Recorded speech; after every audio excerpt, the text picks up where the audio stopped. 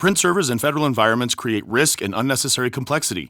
Every new printer, location, or policy adds strain to infrastructure that was never built for today's demands. FedRAMP High Authorized Printer Logic eliminates print servers with a secure cloud-native, zero-trust solution designed for federal IT. With advanced security, centralized control, and simplified management, agencies can modernize print without added burden. See what secure serverless printing looks like.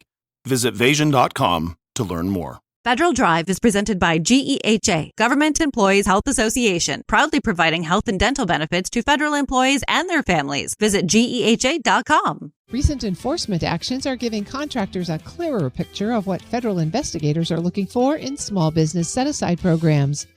Many of the cases turn on a simple question: who is actually controlling and performing the work? Here with insights is William Hart of Rogers Joseph O'Donnell. Will, thank you so much for joining me. It's great to have you on the show.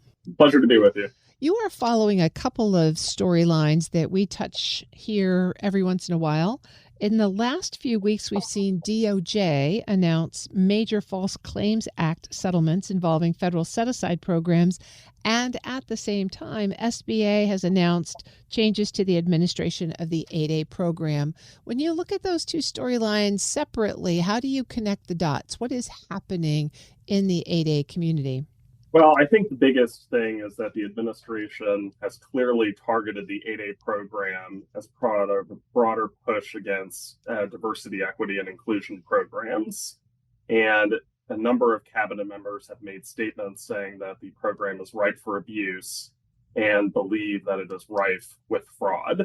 And this could be individuals or entities posing fraudulently as qualifying for the set-aside program, or it could be individuals and entities serving as mere conduits and pass-throughs for larger ineligible contractors.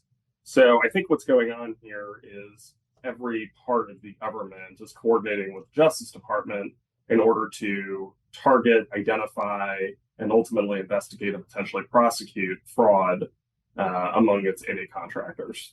Well, let's go back to those False Claim Act cases then. What were the underlying behaviors that got these contractors into trouble? So in the most recent cases, it seems as though they've started with the service-disabled, veteran-owned small business programs. And there were two recent settlements, one out of the Middle District of Florida and the other out of the Northern District of New York, in which the local U.S. attorney's offices partnered with the relevant Office of Inspector Generals to focus on fraud with respect to those two individual companies. And what got the companies into trouble is that the so-called 8A contractor was really just a pass-through or a conduit, meaning they weren't actually doing the work, nor were they actually in control. And so with that being so blatant and out in the open, it made it a pretty easy win for the government in both cases. And as a result, both resulted in settlements. That issue of control seems to be coming up more and more.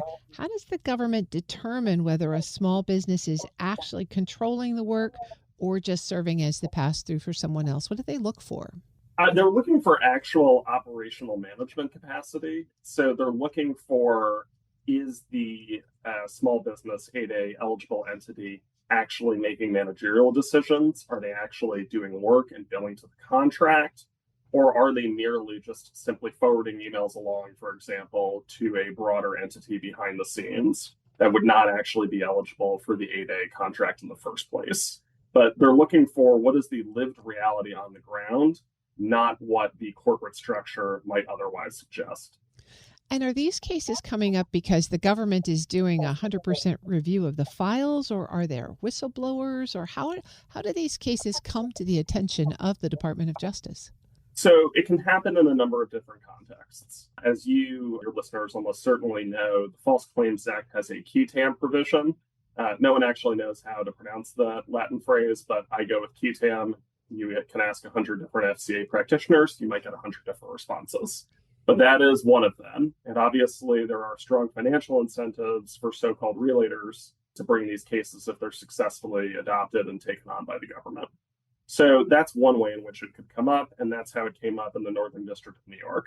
Separate and apart from it is something we should probably spend a little bit of time on, which are audits that are being conducted at the agency level of their 8A contractors and their 8A programs. And I think that's what we're going to see more and more of. So last June, Administrator Kelly Loeffler had a big splashy announcement that they were going to do a wholesale audit of the SBA 8A program in an effort to root out what they viewed as pass-through fraud. That is, 8A contractors merely acting as straw men or straw contractors for larger contractors. And so as a result, we've already seen a little bit of movement in that. We have seen, as the SBA has announced earlier this year, that they are decertifying certain entities that didn't comply with parts of the audit.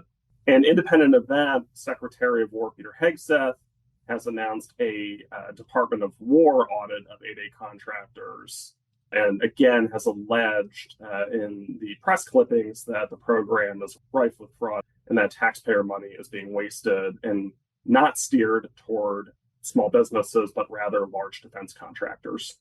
So again, we're talking about a year or so timeline. I think it's not inconceivable that these audits will start to bear fruit in the form of prosecutions or investigations by the department. Will Hart is of counsel with Rogers Joseph O'Donnell. So Will, you're talking here about a pretty significant step up in enforcement activities by the federal government.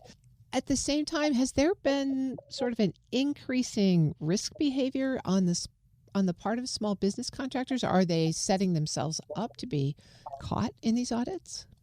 Well, potentially. I think for a long period of time, only the most egregious cases were prosecuted, or at the very least, civilly investigated and then ultimately settled.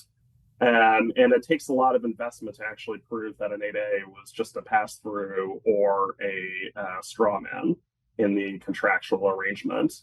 So with the lack of actual resources devoted to these cases, perhaps some complacency did set in. You know, and your listeners almost certainly know, it is not out of the norm for large contractors to work with 8As to get access to sole source contracts and other set-asides, as long as the arrangements comply with the regulations. That is totally permissible.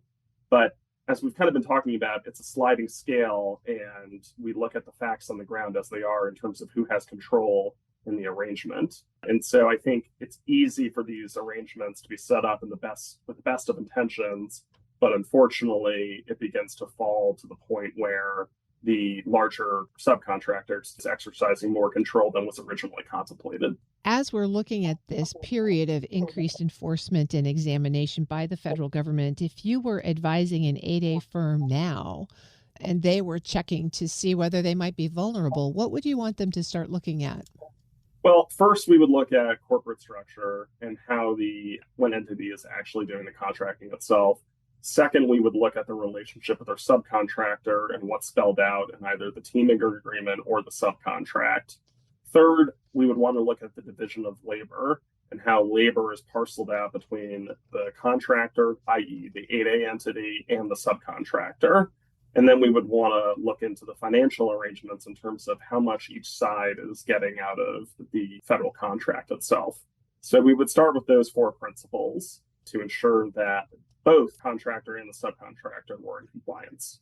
It seems like the risk here is predominantly on the 8A firm, but are there risks that might accrue to their larger subcontracting partner as the audit manifests? Absolutely. And you anticipated the very next thing I was going to say, which is there are any number of theories of liability that could have the larger subcontractor that's not 8A eligible wind up in legal hot water. The first is that they would have aided and abetted the the contractor in obtaining the sole source or set aside under false pretenses. You could also make out a case that they conspired with the 8A contractor to obtain something that they were not legally entitled to obtain in the form of a sole source contract, or they willfully caused the submission of false claims by the 8A contractor. So federal prosecutors and DOJ trial attorneys within the civil fraud division have no shortage of legal theories on which to go after the larger subcontractors behind the 8As. So how does this all play out? A year or 2 years from now, are we going to have a lot fewer 8A firms in the market, or is everyone going to be in compliance with the new rules and it'll be fine? Where do you see it headed?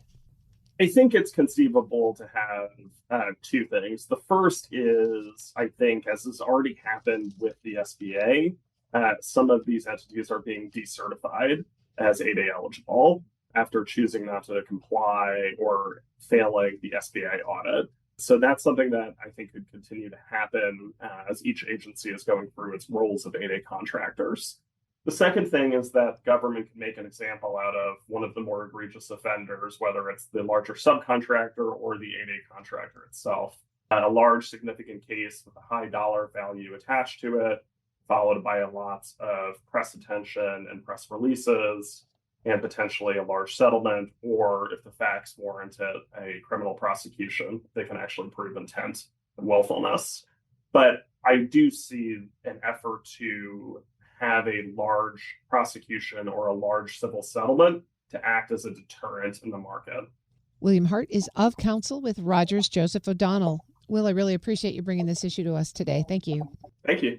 We'll post this interview at federalnewsnetwork.com/Federal Drive. Subscribe to the Federal Drive wherever you get your podcasts.